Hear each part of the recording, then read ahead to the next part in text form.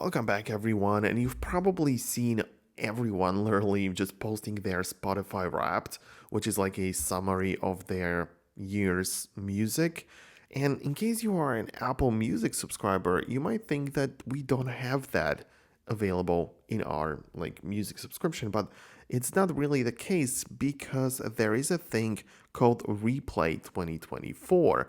Essentially, you open up the Apple Music, and at the bottom, you want to click on the search, and here it's gonna show up as the first one in the category. So you're gonna click on a Replay 2024, and it's gonna move you over to the Safari website. It might ask you to authenticate yourself one more time with Face ID. For example, it didn't do it right now, perhaps, after I click on Jump In. But essentially, yes, we have to sign in, so make sure to scan your face.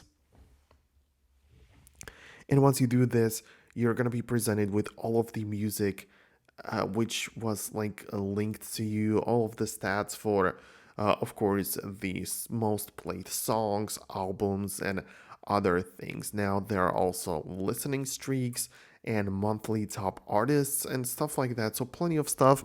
Obviously, the first of course, the inspiration comes from Spotify as it was there at first, but even if you have the Apple Music, you can still access this.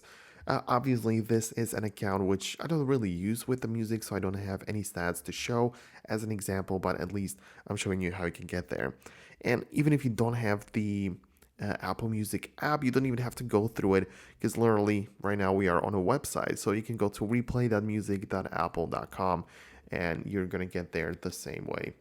So that's it. Hope you found this video helpful. Hit the thumbs up if you like it, subscribe below, and I'll see you in the next video.